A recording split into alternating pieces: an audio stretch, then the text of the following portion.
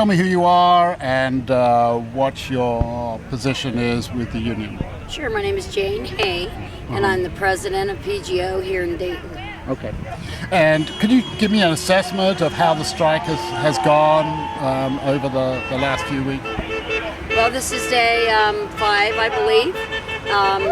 We started on Sunday at 12:01 a.m. It's been wonderful out here. We've had, 100 plus people. We have people out here in the front. We have people in the back. We've had people down at the county administration building. We have picketers out in front of juvenile court. And what is your assessment of the situation as regards negotiations with the county? Well, they've pretty much broken down. We would really like the county to get back to the table and actually bargain in good faith. We're not seeing that happen yet. Hoping they come back to the table soon. We really want to be back in there, and we want to be back to work. No one wants to strike, so we want to be back at our jobs, and we want to be out in the community keeping the children safe. Okay. They did offer 5%, but there was a problem with that as far as you're concerned. Wasn't across the board. Correct. They said that it was 5% across the board for everyone. Then when pen went to paper, it was 5% across the board for everyone except those at the top of their pay scale, which that was not discussed during the negotiations. That was never brought up as how they understood it. Only when pen went to paper did we get the old bait and switch. Okay. And what is is that a big problem for you? And perhaps you could explain why that is? Sure. We have a lot of veteran workers here, seasoned workers. They're at the top of their pay scale. A lot of times it just has to do with their experience. A lot of people, I've been here 29 years, so I've given 29 years of my career life to Montgomery County, and those people are typically at the top of their pay scale. We don't even get a cost of living increase as people who are retired or on Social Security. We don't get anything across the board. So it's important that those people also get something on their wage base to help them, offset the cost of our insurance, which we have a catastrophic plan now. So for a single plan like myself, the first $1,400 is out of my pocket. And then that's up to almost $4,800. For a family, it's $10,000 out of their pocket. Right. So the people, in the mid-range or the bottom of the scale are supporting that concept because, of course, as they go up the scale, they're going to, see the same result. Would you actually lose out financially? Without the increase on my base pay? Yes, I would.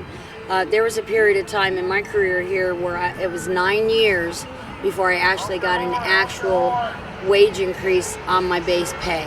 So during those 9 years, I would get a lump sum, but as each year kept going on, so say on the 9th year, I was still getting a lump sum based on my wages 9 years prior. It doesn't help when you go into retirement, and it's also not fair. The cost of living keeps increasing. But, the lump sum is there, you get taxed on it, once it's gone, it's gone. You don't see the fruits of that in the whole next year. Okay. Now, the union did make a proposal which was turned down by the county. Can you elaborate on that proposal? Sure. So we thought if we tried something different, a different approach, rather than 5% across the board for everyone, we thought we would try a 4% across the board for everyone, and then a 1% based on your performance evaluation. We have performance-based evaluations, so we said that anybody that had a score of 2.1 or above would receive a 1% increase, and those who were at the top of their scale at that time on that 1%, they would receive the lump sum then. So we took out part of that 5%, agreed to kind of do it a little bit the way that they said that they would like it. Then we also wanted a the wage scales increased, because that would also take care of that problem with people getting redlined or topped out, in the next contract. So we asked for the wage scales at the bottom end to be increased by 4% and at the top to be increased by 3%.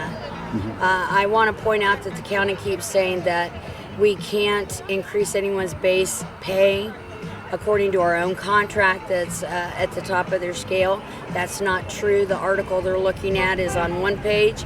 If you turn the page, it clearly says year 3, what we are able to negotiate is wage scales and wages. So yes, we can negotiate those.